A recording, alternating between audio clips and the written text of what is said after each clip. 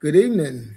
We have a very special broadcast with Prince Allen Ellison, and he got some very interesting information in store for you about the Adukrom Kingdom, and we're so honored to have His Majesty with us on today. Hopefully, we can learn a little bit more about not only what's going on in Africa today, but we also, with it being Black History Month, talk a little bit about the history and the tradition of Africa as well as America. So, without any further ado, I want to bring on Prince Allen Ellison. He will introduce himself, give you a little background information on his role in the world affairs of today. Prince Allen Ellison. Thank you so much for having me on your show. It's always a pleasure. I am Prince Allen Ellison, future king of the Adukrom Kingdom. This has been a really adventurous journey for me, starting in America as the Democratic nominee to the United States House of Representatives in 2018, then again in 2020, leading to running for the United States Senate in 2022. So the entire time that I was running for uh, federal office in the United States and building a massive groundswell of support around the issues that matter so much to the people of this country, I was a royal in Africa. And in 2024, I was asked to be king 13 times in 8 countries of Africa. Last year, I was asked an additional 5 times. And so I've only accepted 6 out of all of those times that I was asked.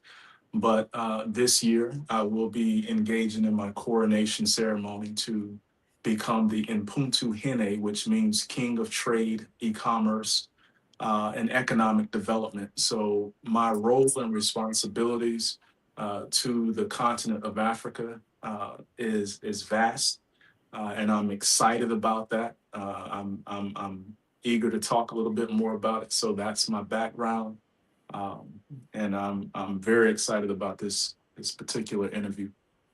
Thank you. And we're so excited to have you with us, Your Highness. Could you please elaborate a little bit more about what some of your responsibilities are, will be as the King of Commerce and Trade? Yeah, so the first thing that we definitely have to do is commercialize the agriculture in the region. Usually, agriculture is done on a domestic basis, where people, grow crops and they feed themselves. But one of the things that we need to do is to bring those food crops to the rest of the world.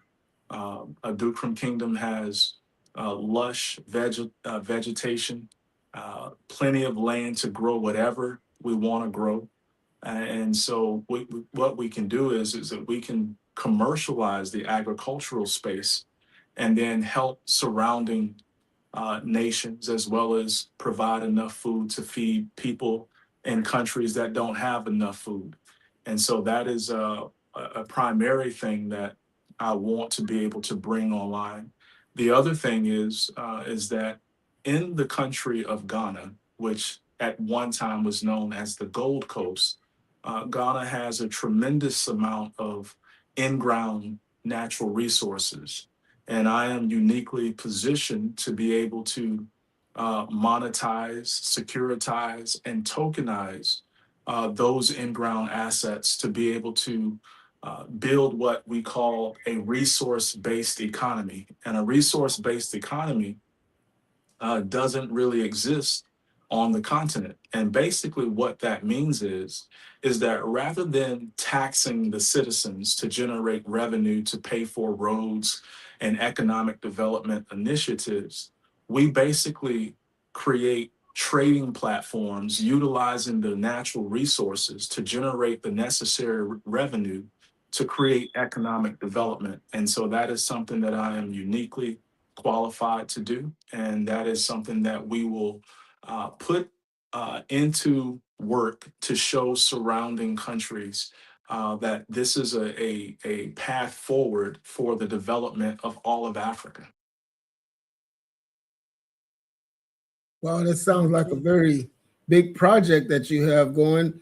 Can you tell me what some of your major challenges that you're facing in the development of these places?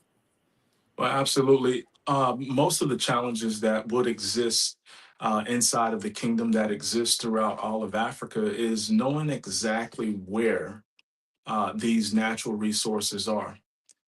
We currently do not have satellite technology that can scan the ground and see, where natural resources are. There are people in this world that own satellites that can actually X-ray the Earth and tell where these technologies are. So we have to uh, partner where we can, eventually try and own satellite technology so that we can see exactly where the natural resources are so that we can begin to cultivate an economic explosion situation. I've been actually researching and looking for partners that can help with this. We've found several of them already. We are actually eagerly and anxiously putting together a program where we can obtain our own satellites to be able to not only see where our resources are, but to see where all of the resources are throughout all of Africa. Africa right now and for the last 800 years has been supplying the world with 64% of its natural resources. And we believe that the world hasn't even scratched the surface of what Africa has. We know that Africa has an abundance of every natural resources from gold to platinum, titanium, iron ore, beryllium, you name it, Africa has the most of it. But for a very long time, Africa has not always benefited from the resources that's under our feet. And so this coronation will represent a new era in how Africa is moving along parallel to the rest of the world. And so this is an awakening. This is an opportunity for those in the diaspora to play a part, to bring resources to help us build, because we are on the forefront of something truly spectacular. Excellent. So this the Adukrom Kingdom, is that only in Ghana or does it encompass other countries in Africa as well? No, Adukrom Kingdom is only in Ghana. Adukrom has the people there are originally from Burkina Faso. So they've been there now for about 4,000 years, and they have pretty much been the people that has spread throughout all of Ghana. So they're the original inhabitants of the land, originally from Burkina Faso. Oh, okay. That's good. So um, I wanted to hear a little more about the coronation. Uh, how many days is the celebration? What kind of people are you expected to be in attendance? And how much support are you expecting from the international community? Well, the coronation originally was planned for September of 2025, but we had to postpone it. But at that time, we had generated a lot of support from the international community. We had about 16 presidents confirmed to be there. We had kings from all over the continent and throughout the world that were confirmed. We have the African Union, the African Chamber of Commerce, and we were expecting somewhere upwards of about 70,000 participants. So this is one of the largest coronation ceremonies in 100 years. Wow, that's going to be exciting. Also, I noted that you mentioned before of some of the nonprofit ventures that you have in Africa as far as raising uh, fundraising for different nonprofit communities. Can you just kind of elaborate on some of the things that you are doing on the continent?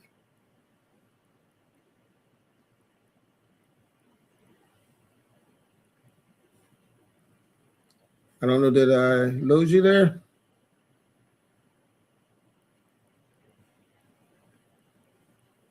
I think we may have some connection. Can you hear me, Your Highness?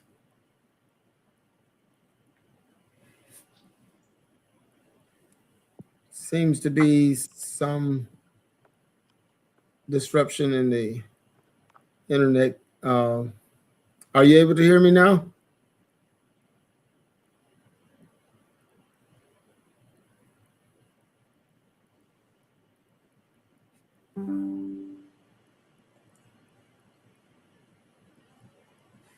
We seem to be having some technical difficulty. I'm going to try to raise Prince Allen back. So if you just bear with me, I believe he's going to try and maybe go off and come back in. This is a very exciting interview, and we really would like to hear from you in the comment section, especially if you're watching on YouTube. Please subscribe so that you can see things that are coming up as we. Okay, we got Prince Allen back. Sorry, something happened with the connection. Are you able to hear me now, though? I can hear you. Yeah, awesome. All right, we were you were talking about the nonprofit affiliation that you have and the things, some of the things that are going to be going on in the continent, and maybe even tell how some of the listeners can support some of the efforts that you're doing. Absolutely. So the Ellison Foundation is our 501c3 here in the United States, but it's also registered as an NGO in Africa. Basically, what we do with the foundation is we engage in all manners of humanitarian efforts within the kingdom. And one of the things that we are working on right now is trying to outfit a newly minted hospital with all of the equipment. And right now we're about $3,000 away from a $350,000 raise for hospital equipment. And this equipment will be coming from the United States, going over to Africa to service about 74,000 people per year inside of the Adukrom Kingdom. So that's something that we're very excited about. And again, that is the Ellison Foundation. People can go to our website, Ellison Outreach Foundation, go to our website, make a contribution. We're also working to sponsor about 12 high schools to get them renovated and a boys' dormitory, because the one there is kind of dilapidated and we don't want to have someone inside of the building and it comes crashing down. So these are some of the things that we do. And once we complete those projects, then we're going to go on to do even more humanitarian-based projects. I'm a humanitarian. It's one of the reasons why I was selected to be king, because I do a lot to help people with it, whether it's agricultural based, whether it's helping women to start businesses, whether it's providing resources for widows and those who are in need. This is what we do each and every year. And we can always use those that have a like-minded heart and a humanitarian spirit to be able to join in with us and make a difference in the lives of those who desperately need it. That's very good. So those people who want to contribute, they can find you in the Ellison Foundation. Yes, the Ellison Outreach Foundation. Good.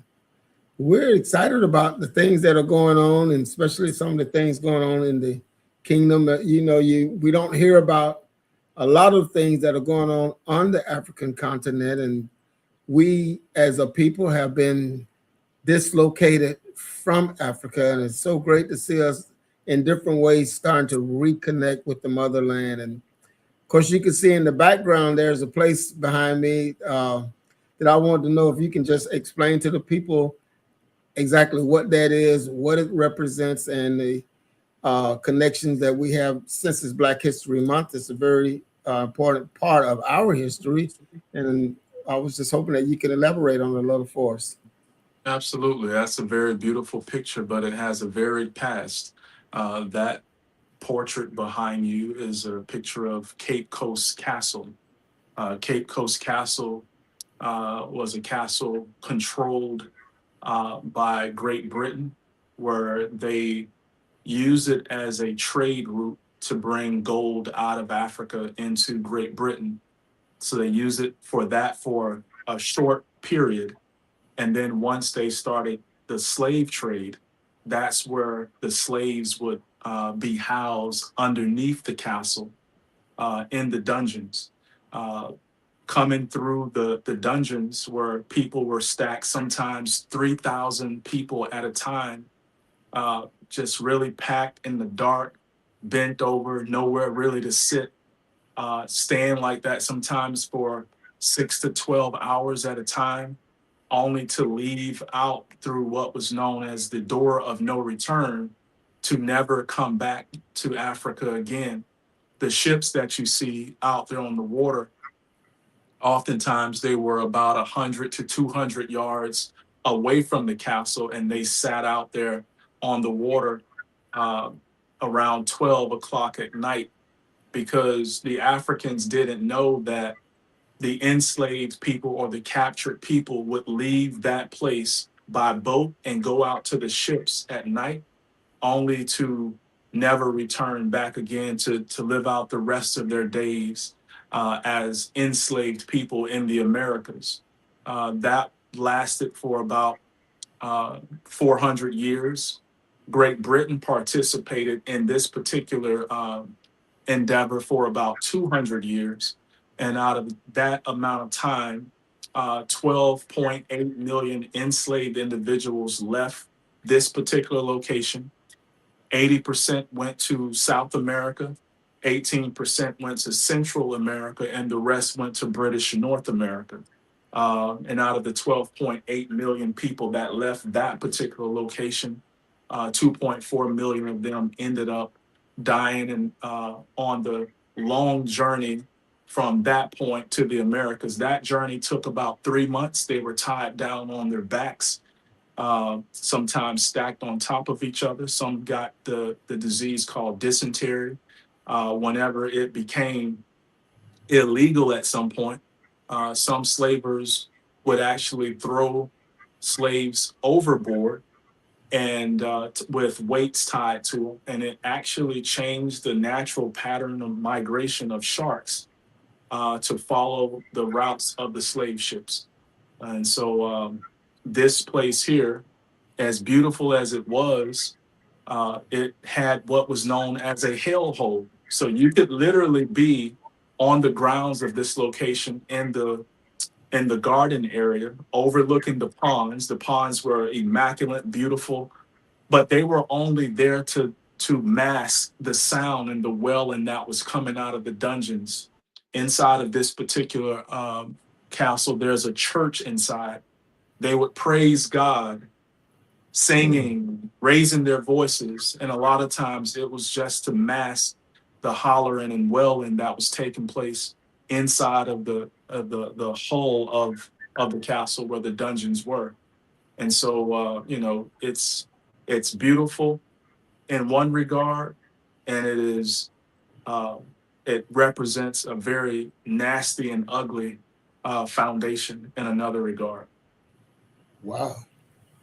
It's so similar to so many things that we deal with today that, the history can be somewhat jaded and different from what we're seeing today. And some people don't want you to know that history, but the fact that you may be ashamed of it or you want it to go away doesn't mean that it did not happen. It doesn't mean that it didn't shape somewhat of a destiny of a people.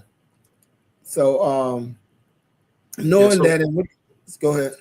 Yeah, so one of the things that we are trying to do is to turn that particular location into something beautiful, because it would represent something so ugly. And the door of no return is something that we're trying to reverse and make Ghana a door of return, because Ghanaians know that their history, they played a part in its brothers and sisters' demise. And so now Ghana is playing a part in welcoming back Africans from the diaspora back into Ghana, a place where they are welcomed, a place where they are nurtured, a place where they can build, in a place where they are desired to be. Because oftentimes in America, people are constantly being told to go back to your country. They're constantly being uh, made to feel not a part of this society. Even when it comes to how Black people go to financial institutions to try to get home loans, or they are denied at a rate of 80%. Yet, Black churches every Sunday raise about $500 million that goes into these same financial institutions that are denying its citizens or its customers the very monies that they're putting into those financial institutions. So Ghana is playing a part, and we're leading a campaign called the Door of Return. So we want people to know that, look, come back, work with us. We're gonna build something great in an environment where you are actually welcome. Wow, that is truly amazing. And now I'm just thinking, if someone is listening now and say they're possibly investors and they want to know how they can invest in some of the projects that you have going, what would they? Ghana is wide open in terms of investment. People might be interested in investing in gold mines or gold refineries. They might be interested in investing in uh, manufacturing plants. The opportunities are endless when it comes to undeveloped country. The knowledge that you gained in the United States can make you a multimillionaire in a place like Ghana. And so the country is open to it. It's one of the most business friendly countries on the continent. The registrations are very easy to go through. I've gone through the process myself. It's easy to open up a bank account and start building your business. We are definitely open to conversations about any opportunity that you might think that you want to engage. We have ideas. If you don't have ideas, but you have financial resources, we can share ideas and we can build together. And I can be found anywhere on the internet. I have all of the social medias under, Allen Ellison or Prince Allen, or, if you just type in Prince Allen Ellison, you can find me pretty much on any social media platform. And I'm always open to the conversation. Oh, that sounds really good. And it's something that we should think about. Just, looking at the portrait there and thinking about the door of no return, that depending on what parts of Africa, a lot of us don't really know that we came from. It's a possibility that some of our ancestors may have actually left through the door of no return. And now to see one of the descendants returning with the aim of empowering the people, that has to have a pretty good feeling about being able to do that, just to walk that walk.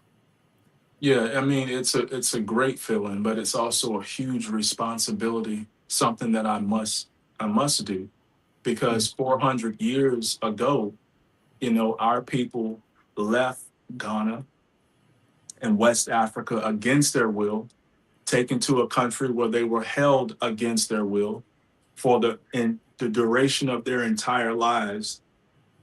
And now one of the descendants is coming back to become the king.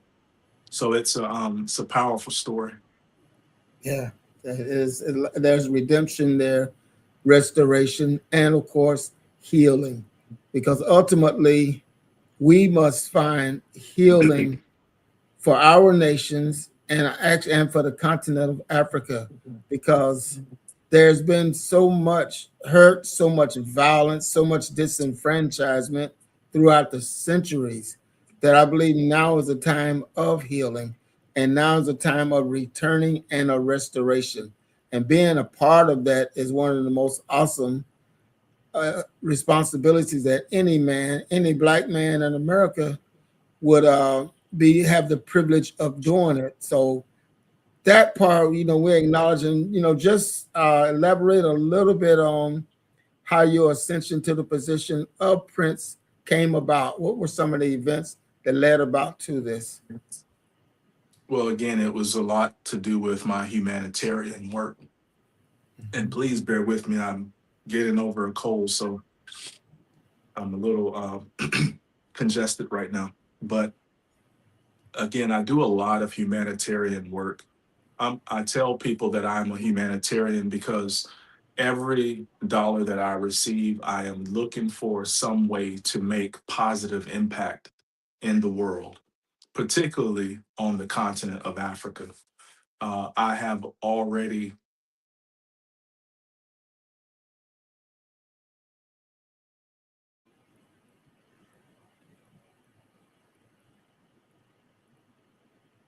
Okay, once again, I do apologize for the disruption of the internet connection. So it's just one of those things that you deal with, especially on live broadcasts. But we're hopefully that Allen will be able to return and we'll be able to complete this interview. And again, if you're enjoying the conversation, please put it in the comments, whether you're on Facebook or YouTube. Just say, hey, I would like to hear more from Prince Allen, and we'll be glad to have him to come back. And we're expecting more exciting guests to be with you. So again, I believe he's able to get back on. So we're going to hear final statements from Prince Allen. I know we've having problems with the connection, so if you just want to give us like a little final roundup of what the things you want to talk about, and we will. I've asked the people listening if they want to have you back, and I believe that the response is that at some time we would love to get you back on and maybe elaborate on where you are in the process, and again how we can be a part of it. Yeah, absolutely. Right now, my primary objective is to make sure that I am doing right by the kingdom. And what that means is I'm raising capital to make sure that we can get this hospital up and going. Again, I am $3,000 away from being able to send $350,000 worth of hospital equipment to service 74,000 people.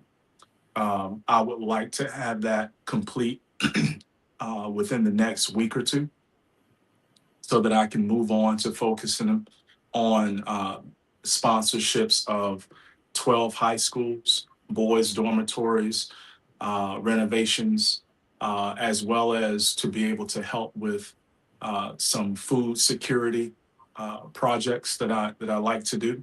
I believe that because we have so much lush and beautiful land, we want to be able to use that land to not only feed the people of the kingdom, but we want to be able to feed people in surrounding countries because some countries are experiencing food shortages. And I believe that we can be a beacon of light when it comes to food security. So if you are interested in playing a part, we have projects that you can play a part. If you are the kind of person that's interested in for-profit ventures. We have economic development projects in Ghana.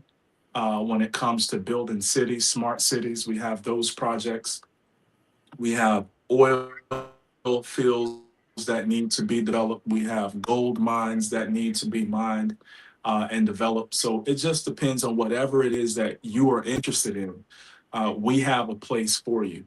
And again, I can be reached on all of the social media platforms. I'm very active on there, particularly TikTok. But if you Google Prince Allen Ellison, you can find me through the website. You can find me through uh, all of the social media platforms, and also look for the Ellison Outreach Foundation because there, if you are interested in making a contribution to help us move our agenda forward, you could do that and get a tax write-off because it is a 501c3. And we also have an NGO arm on the continent of Africa. So we're looking to engage with as many people as possible, because part of our initiative is to bring the African diaspora back to Africa as a door of return campaign that we're pushing. That is awesome. Very good. Just very good information. And the Bible says that we are to know them that labor among you. And I know a lot of times people come on and they say a lot of things and we don't know anything about them. But I can proudly say that Prince Allen Ellison is my nephew. And I know the work that he's doing, what he's been involved in. And we're very excited about the work that he's doing. And I would urge you, if you can find a way to support him, please do, because we need a strategy for Africa. Africa can use what we have here. While we've been here, we've gained some very good information. We've gained some abilities and some skills that are desperately needed in Africa. As he said, there are gold mines need to be developed, not exploited, but developed for the empowerment of the people. And that's what I like about his platform. It's not a platform of exploitation. It is a platform of development and exaltation for the people. So please, those that can and will, and we're asking all of you, pray for him. That's something that everybody can do. You don't have to have a penny in your bank account for you to pray. Pray for Prince Allen Ellison. Pray for some of the adventures that he's got going. And I, for one, plan to be there when that coronation comes. So those of you may be interested in that, we'll get that information over to you. It is a once-in-a-lifetime experience, and it's something that our family is excited about it. A lot of the friends are excited about it, the followers. So we want to make it, it's already going to be big, but I think we can make it a whole lot bigger. Thank you, Prince Allen. And is there any closing remarks that you have for us? We thank you for being with us and taking this time out to be on the broadcast. Yeah, I just want to thank you for taking the time to have me come on to the broadcast. I've enjoyed myself here, and I hope that this message goes far and beyond expectations. And again, this is Black History Month, so we're making history. We're talking about history. Visit my TikTok every day. I'm talking about a different historical figure or some historical moment throughout history that has impacted the globe. So thank you again. Thank you. And again, Black history is not just read. Black history is made every day. This is your day. This is your time. Don't let it pass you by. Thank you. God bless you, Prince Allen, and we will talk with you again. Thank you.